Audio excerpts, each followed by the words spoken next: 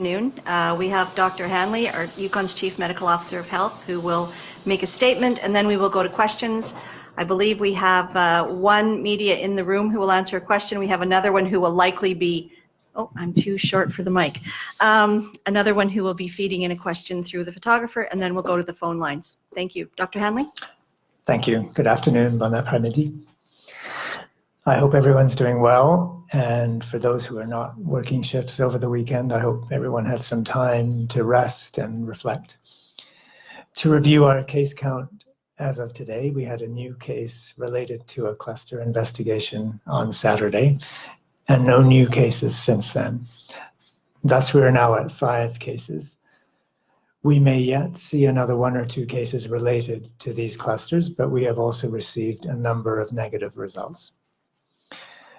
Related to the public posting for Elias Dental and Bethany Church, many people came forward for testing and no cases have been found to date amongst them. I'm happy with these numbers and the results of these investigations, and I feel that the risk to the public related to these cases is very low. A little summary in French. Pour revoir le nombre de cas en date d'aujourd'hui, nous sommes maintenant à 5 cas. Le dernier depuis 2 jours est lié à une enquête qui est toujours en cours. Nous sommes satisfaits de ces chiffres et des résultats de ces enquêtes.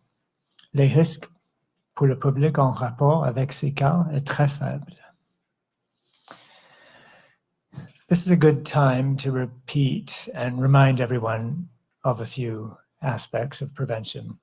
Safe spacing or physical distancing is how we prevent spread of COVID in cases where someone unexpectedly among us may have the infection. It could be you, it could be me. Frequent hand washing, covering coughs and sneezes, avoiding face touching are the additional weapons that we have. By applying all of these measures now and for the foreseeable future, we can, when cases pop up, decrease the number of contacts and therefore the amount of contact tracing that will be required if you or your loved ones test positive. More importantly, in this way, we will protect each other and protect our most vulnerable citizens and communities. Over the last few weeks, I've heard more and more stories about how many people are adapting to safe spacing. I heard about FaceTime family gatherings, virtual birthday parties, and Zoom cocktail parties. Social spacing and social innovation are going hand in hand, and this is so heartening to see. As we all know now, we may be having to do this for months to come. I talked on Friday about the need for war measures, as this is a war. Let's not underestimate how brutal a war this could be if we let down our defenses. Protecting the North is Canada's duty and our responsibility. When COVID tries to make its way in, we must not only flatten that curve, we need to beat it to the ground. La protection des régions du Nord est notre responsabilité. Quand la COVID commence à se manifester au Yukon, il nous faut aller beaucoup plus loin que aplatir la courbe. In order to fight this fight, I think of 3 lines of defense. The first line is you and me, and all of us as everyday social, working, ordinary Yukoners. We are the infantry, 40,000 strong. Social spacing, physical distancing may not prevent the influx of further cases, but they will prevent cases from spreading around. The second line is our public health workforce.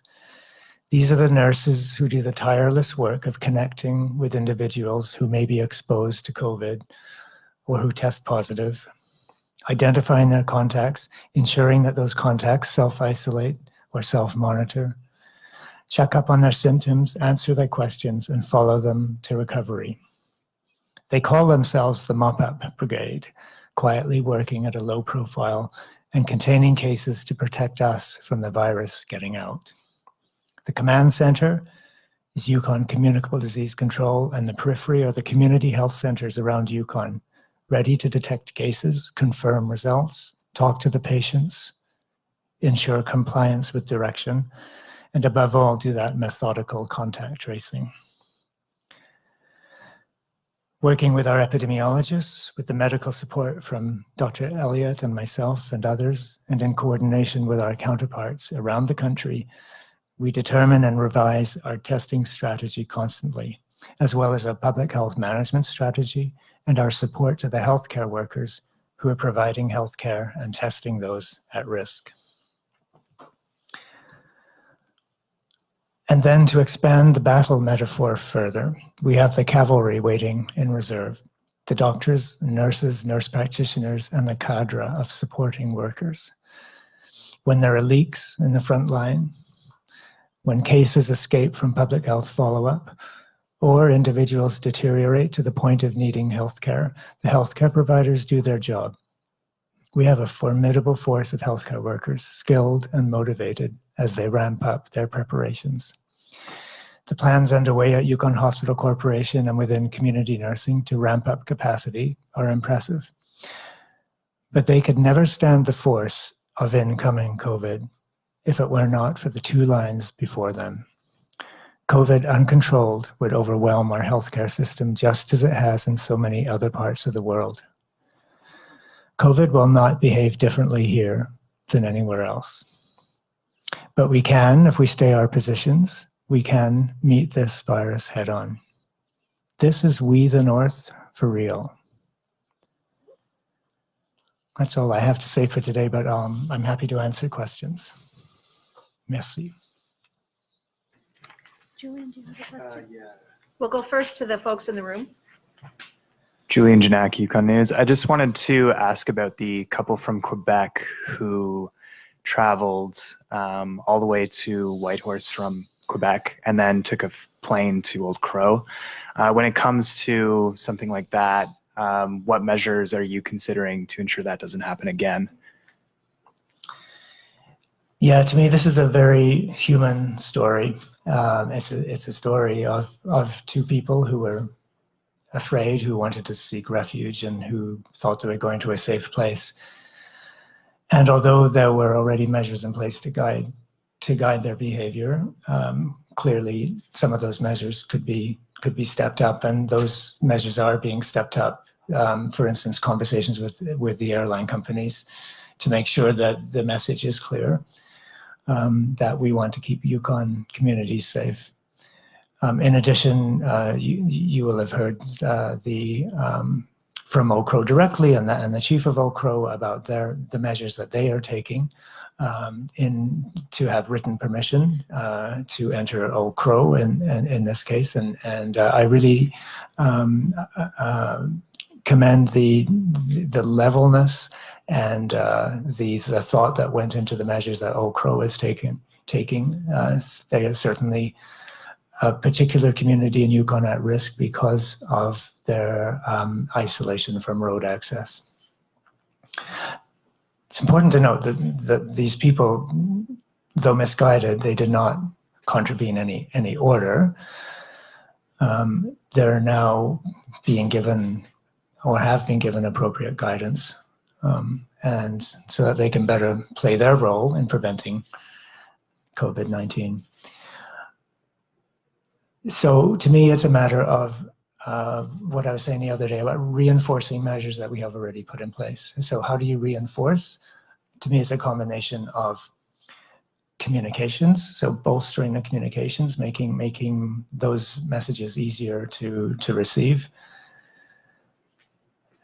It's a matter of education. It's a matter of then having the enforcement mechanisms at the end.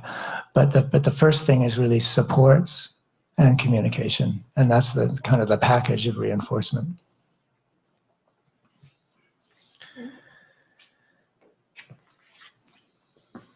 Vince Fedorov for Gabriel Plonka, Whitehorse Star. How do we determine when things can start reopening? For example, how many weeks should we physical distance after the last case is discovered? It's a really good question. The question about how long do we keep doing this, and how long after the epidemic, and we're watching now as China, for instance, is starting to relax their social measures. We don't know yet. We don't know the answer, but we're still looking at what are the different models of the impact of the epidemic itself. So we don't know for sure how long this is going to take. We think months. And by then it'll be guided by what will it be in the course of the epidemic. If, for example, you relax too early and you have too big a susceptible population, then you may invite a second wave. So everything has to be measured as we go, modeled ahead. And at this moment, we don't know those answers, but I would love to know. Okay. Sorry, Julian, and then we'll go to the phone line. So after Julian's question. Can you just elaborate on the fifth case? You said Saturday. Can you just maybe provide a little bit more detail and maybe elaborate on it? Well, it's related to the cluster. I can't give you a lot of personal details, but I can tell you that as for all of the cases, that case is doing well, and has there are now a total of 5 cases. 4 of the cases are related to one cluster, though. So that's why I feel, although we may have 1 or 2 cases related to that first cluster, we're really near the end of the line. But everyone is doing well. No one has had to seek health care, and we're expecting that to continue.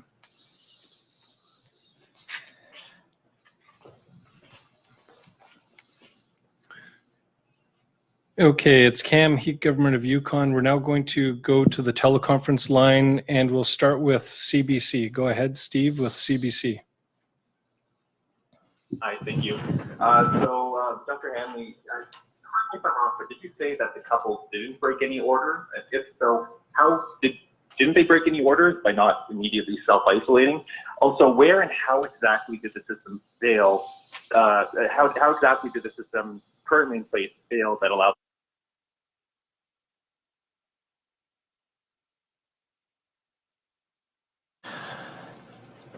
To your last part, the question is back to the Old Crow incident, which has captured everyone's interest, and about the couple who arrived in Old Crow. So as I said, they did not contravene an order and therefore will not and could not be charged. The order as it stands is for visitors or travelers to Yukon to self-isolate. But it also allows for people to reach a safe place of self-isolation. Of course, it was not intended in this case to be Old Crow, and Old Crow took appropriate measures as a chief and council and community under their own planning. The order as it stands would not prevent a person from taking otherwise a second means of transport, including a flight, to reach a place of safe self-isolation. And as we said, we have asked people to seek support if they have difficulty with arrangements through the COVID info email. So the other questions around what exactly is being done to improve, and again, as I've tried to make clear the last couple of times, there's always going to be a gap between when the order is made and then the catch up with what I call the reinforcement measures. So of course there are going to be stragglers, there are going to be leaks. So instead of running after all the leaks, the best thing is to improve communications, such as having scripts for the airline check-in, such as having greeters at the airport to provide people directly with information. So these are some of the things that are being planned, and for continuing to emphasize and propagate the the right messages. Okay, we're now going to go to Matisse with Radio Canada. Go ahead with your question. Oui, M. Hanley, plusieurs questions en français. Déjà, le 5e cas, est-ce que vous pourriez préciser dans quelle communauté est-ce qu'il a été enregistré? Ensuite, j'aimerais savoir que vous, concernant les habitants de Oak qui ont des inquiétudes par rapport à ce couple qui les a finalement mis exposés à un danger de voir apparaître un premier cas, est-ce que quel serait votre message à des communautés qui s'inquiètent de voir apparaître un premier cas parmi leur population? Et enfin, j'aimerais savoir aussi si vous pourriez juste repréciser depuis quand exactement les visiteurs qui arrivent au Yukon doivent s'auto-isoler pendant 14 jours. Est-ce que c'est depuis vendredi officiellement?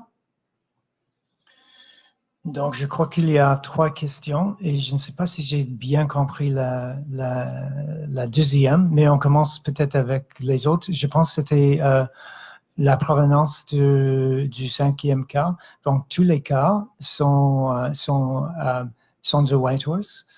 Donc, on n'a pas un cas qui est à ce moment lié à une autre communauté. Je pense que le 3e s'agit depuis quand l'ordre pour les voyageurs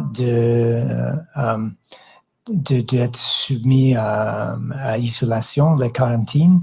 Et ça, c'est depuis le 22 mars 2020. Et peut-être vous pouvez expliquer la deuxième partie parce que j'ai pas bien compris. Message, en fait, aux communautés qui s'inquiètent peut-être de voir ce genre de situation se reproduire à nouveau. Bon, il y a toujours un risque pour ce genre de cas de revenir, donc, mais ou à Whitehorse ou dans les communautés.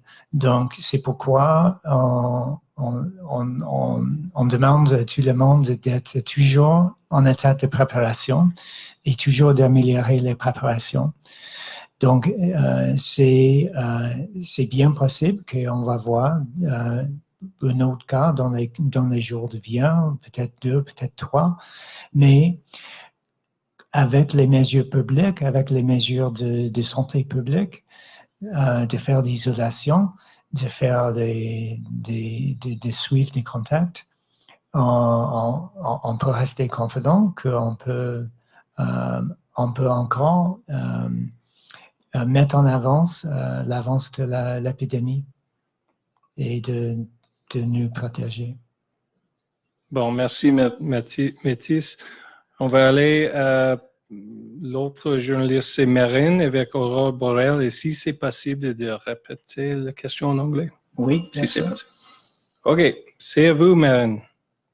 Oui, merci. Est-ce que vous m'entendez bien? Oui. Ouais. Allô? Oui, on vous entend. Allô? Est-ce que vous m'entendez? Yes, oui, nous attendons. S'il vous plaît, continue. D'accord, merci. Bienvenue. Merci. J'aimerais savoir quelles sont les mesures qui sont prises pour les personnes sans abri et qui peuvent aussi être à risque. Ça, c'est la première question. Et comment vous pensez continuer à offrir des services pour les personnes sans abri, les personnes en difficulté à Whitehorse pendant cette épidémie? Oui, c'est une très bonne question pour les gens sans abri. It's a question about how are we helping to protect people who are homeless, and to offer supports to people who are homeless. Je peux dire que c'est quelque chose qui nous concerne beaucoup et qu'il y a un groupe entre le centre commande contre l'épidémie ici et les services sociaux du Yukon de mettre en place des solutions pour avoir tous les services continus pour les sans-abri, incluant les domiciles pour ceux qui ont besoin de se mettre en isolation, en quarantaine, et aussi pour, par exemple, si on poursuivre les mesures pour protéger pour la distance physique, par exemple au shelter d'urgence à Whitehorse, et pour avoir plus des places disponibles pour les personnes si, par exemple, on est à maximum capacité à Whitehorse Emergency Shelter. Donc, I'll answer in English about the services for the homeless. This is a very active and changing day-to-day piece of work that concerns us all. It's about how do we help and protect those who are homeless from COVID and offer the supports necessary. So this includes the proper spacing at the shelter. It includes places for people who are who may have to go under isolation, a safe and supportive place for them to stay, and to have other places of for people to stay if the shelter, because of its adherence to space requirements, is full and needs extra space. I know that there are details being worked out that are not that I don't have under my fingertips, but that are imminent.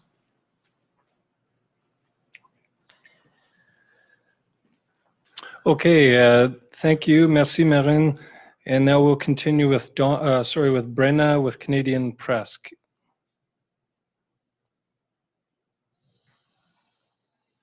Brenna, are you there? Canadian Press? Okay, we'll move along to Tim with CKRW. Tim, go ahead. Hi, good afternoon, Dr. Hanley. Just wanted to ask about with the flights. I was talking with Joe Sparling from Air North, and he had told me this afternoon that Vantaquachen First Nation, as well as now the government of the Northwest Territories, have been requesting passenger manifests. He had also mentioned the Yukon government was maybe doing the same thing. Can you just elaborate on that, the manifest, if the Yukon government is requesting that from both airlines, and as well the flight information? There was a link on the federal government website that actually pointed out to the direct flight from March 14th. That link went live on the weekend. I'm just wondering if the Yukon government is deferring any flight information now to the federal government, or why wasn't this information posted earlier, and why did we have to find out from the federal government about particular flights? So if there is a person who tests positive for COVID and who has a history of a flight or flights within the previous 14 days, there is actually a process, and that's where the government will request flight manifest information directly from the airline. And so then only the people who are in that area of risk, according to where the person, the individual was on the plane. According to that area of risk is actually defined by basically 2 meters in front and 2 meters behind. And that information, when we have it directly from the manifest, means that we don't then need to post that information publicly. So the relevant people were already contacted. The contact tracing was underway, and this is a methodical approach. It's a very precautionary approach because, in fact, the risk of travel within an airplane is actually low. So it's a precautionary approach, but it's directly to the people who are the ones defined to be at risk, depending on where that person was. So in this case, the posting of the flight, which is part of a national process that is itself being developed, was in fact unnecessary. Okay, thank you. Did we get Brenda back with Canadian Press? Are you on the line now? Okay. Are there any other media still on the landline that we've not gotten to yet? Okay, we have 2 more questions directly in the room. I'm going to start with Vince is going to come ask a question on behalf of Gabrielle with Whitehorse Star. If this continues for months, there will likely be negative impacts on people in continuing care facilities who are unable to have visitors. Will there be any systems set up for visitation by phone or video? Yeah, so the question about visitation with continuing care, and it's certainly something that distresses us all, but there are already, I'm not quite sure what the question is about a system. There are certainly individually means for people to either have visual contact with telephone support or personal ways of being able to have virtual visits, and indirect sort of relaying of communications. I think it's certainly the personnel at continuing care are doing their best to look for other ways to make sure that residents have as much contact as they can within the restrictions. Okay, thank you. We'll now go to our last question. Julian with Yukon News. I wanted to circle back to the couple from Quebec. Where are they now? Are they in Whitehorse, or do you know anything about that? I don't follow their specific details, nor is that public information. What I can tell you is that they are safely in self-isolation. Thanks very much, folks.